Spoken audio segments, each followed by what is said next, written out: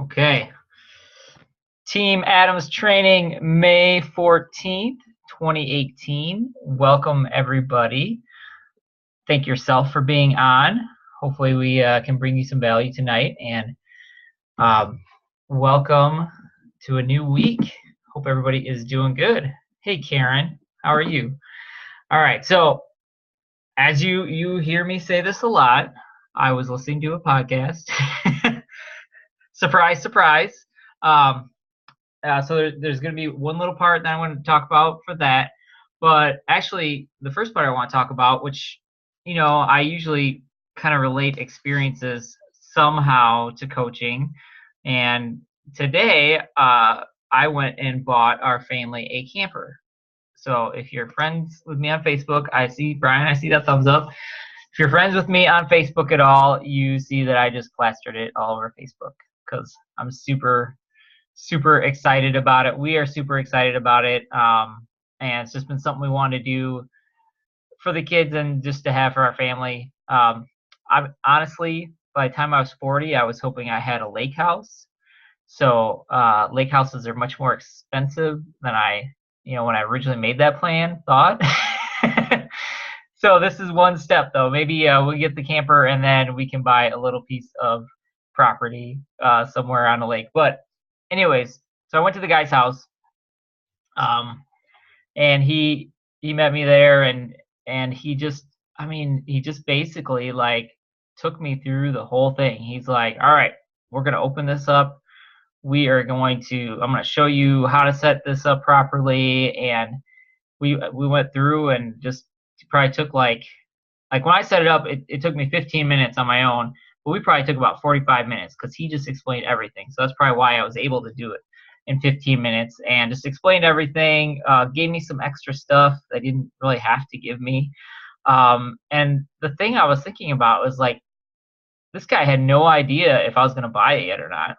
I mean, I didn't commit to anything. I just came over to check it out. Um, and he gave me so much value over and above, just somebody coming to look at the camper. And he just brought that value and just was so passionate about this camper. He just loved it though. You just tell that they do that a lot with their family and they're super excited. He had a nice new one that they had just bought. But I just related that to coaching because what he did was he just brought that value with no intention of whether I was going to buy it. Maybe he was trying to sell me on it, but I didn't feel that. I didn't feel it at all. I really felt like he wanted to help me. He wanted to make sure that I would properly knew like the things to do, and he really just honestly, like, I could just feel like in his heart he's like, I want to help you out. If you buy mine or you do that with somebody else, I want to make sure that you know how to do this.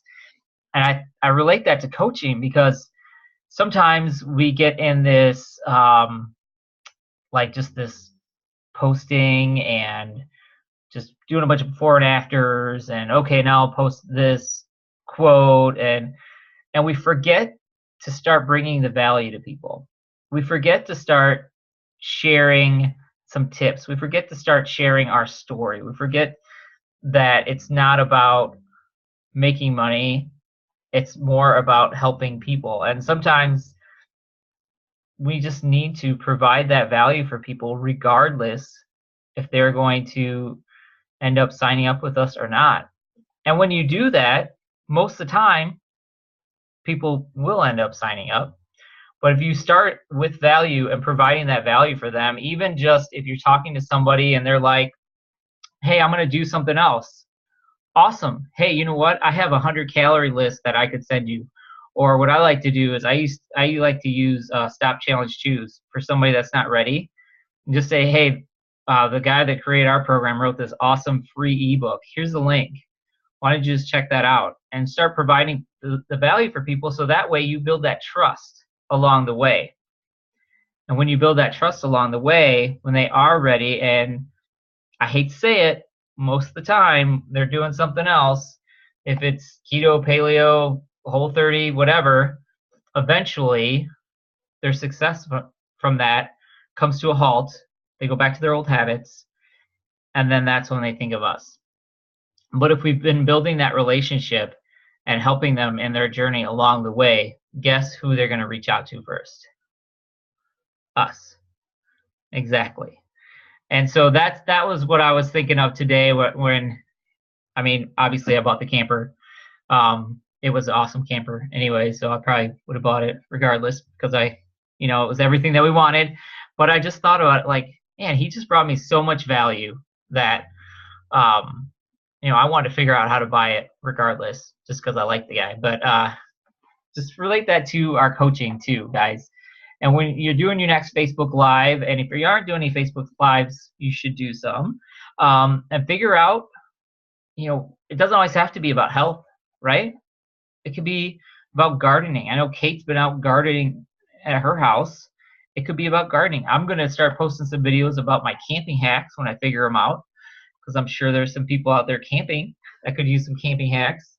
But just whatever it is, just build that trust with people. And then when all of a sudden you're going to start building a following, and people are going to relate things to you, and people are going to be tagging you in posts for healthy recipes. I get that a lot. People tagging me in, hey, Jason, look at this one. Well, because I end up posting a lot of those, and you guys know I like to do my videos every once in a while. So it's just fun, though, when people start relating you to those things and start thinking of you when they start thinking around health. And then let's see here. My other one, I really like this one today, and this was the podcast, and I made a little video on True Transformation about it, but the guy was talking, it was on the Ed Milet show, and I can't remember the guy he was interviewing. Actually, hold on, give me 1 second. I could probably pull this up quick. While I'm doing that, if anybody wants to pop off and say anything, go for it. Let me find this real quick. Where'd it go? David Meltzer. So that is, I don't know when it was posted. It was posted Tuesday. So if you ever want to check that podcast out, it's real good stuff. But David Meltzer was his guest. I guess he has his own podcast. But he was talking about 99% and how most people, I don't know if you're like me at all, but I actually call myself more like a 75%er, like if I'm doing projects or anything like that. But he's talking about 99%, and most people, when they're doing their health journey or business or whatever that is, they do 99%, and then they don't do that extra 1%. And what happens then is it takes them back down to zero. And so I was thinking about that on our client journey, but you start building on top of these things, right? So when you start having success in coaching, or you start having success on your health journey, and you just start compounding that success, and over time it starts building and building and building, and you get to that 99%, and then all of a sudden that 1%, you decide to go off on the weekend and eat a tray of brownies, or you decide that I'm just busy this week and I'm not going to post anything on Facebook for a whole week, or I'm not going to start any conversations. That 1% takes you all the way back down to zero, and you got to start building that momentum up again. Now, that doesn't mean you have to be perfect. That doesn't mean you have to be every single day going 110%, but as long as you're moving forward every day. And I thought it was just a great example of that, because I always like to use the analogy of the water pump, right? You're pumping the water, you're pumping the water, you're pumping the water, here it comes, and then you stop. And what happens? The water starts falling back, and you got to start all over again. It's just the same thing. When you get that 99% going, go for that extra 1%. Keep that going for the next day, because that compounds, and then when you don't do that 1%, you go back to zero, and it's just starting all over again. And in my health journey, that's kind of been the last 3 years, is just being that 99% and never getting over the 100. So I don't know if you guys want to commit that to me, but or with me, but I've really committed to my fitness this year, and I've been doing awesome. So if you ever want to hit me up and say, hey, Jason, did you go work out 3 times this week? Did you do your extra days of cardio? And I'm not going to lie to you, so I'm going to say yes or no. You can bust me out. I'm cool with that. That's all right, because we all are in this together and we're all keeping accountability together. So that's all I got for tonight, guys. Anybody want to hop off, add anything? Maybe they have something on their heart. Let's hear it. I always have something to say. I know that's hard to believe. So I just want to really quickly touch upon how incredibly amazing our company has been the last couple of weeks. Of course, we had tragedy strike, and then we had exponential growth that happened all within the same week of each other. And for us as a company to really show up and try to take care of these poor people that are waiting for their, their items. They have had, things out of stock that are their favorites, things being replaced, whatever's been going on. Our company really showing up 110%, trying to rectify the situations. I know it's happened to several of my clients where they ran out of food. And me driving all over Kingdom Come and handing out my stuff. They're going to take care of me as a company because I wanted to, because there are some people that just absolutely should have gotten out of Fatburn. So I'm driving all over God's green earth. But our company, honest to goodness, seriously shows up. And I'm just so incredibly proud to be a part of what it is that we do and really stand behind, because there's been, of course, people are disappointed, but raise people up, you guys. Raise your clients up, raise everybody up to where they need to be, because it's not about the food, it's not about whatever. It's like, oh my gosh, you guys, we're getting America and the world now healthy, and we freaking ran out of fuelings. I mean, how awesome is that? So let's share, let's be a community, let's get behind each other and help each other out. So that's what I gotta say. I'll shut up now. I like it. You can use that too as momentum and just say, oh my gosh, there are so many people joining our mission right now. Maybe it's time you hopped on too. Like, I mean, we ran out of food. So many people that are excited about this ran out of food. Might be a time to join us because we got some real momentum going right now, which is incredible. And, I don't apologize for the company. Like, I don't apologize for that.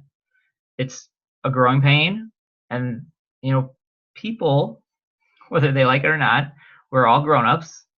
We got to pull up our big boy pants or big girl pants and go, okay, I understand. Now, not everybody has emotional intelligence like that, and some people are going to be upset, but the thing that we don't want to do is feed into that. And if we're talking about staying above the line, so what happens is people get down in this ditch and they want to yank us down the ditch. But what we want to do as leaders, as Optivians, is we want to stay on the high ground and pull them up to us. Now, does it suck?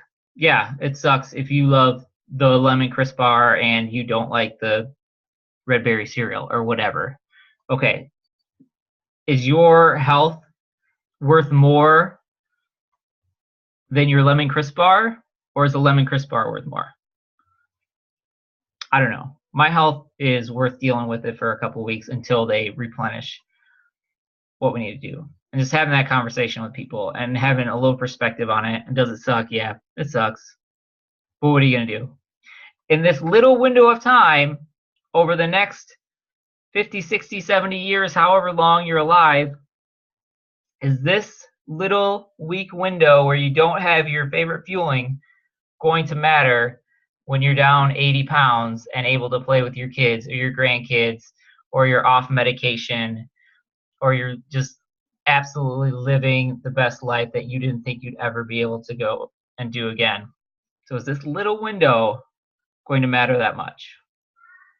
And that's the conversation. I haven't had any complaints yet, but they might be coming.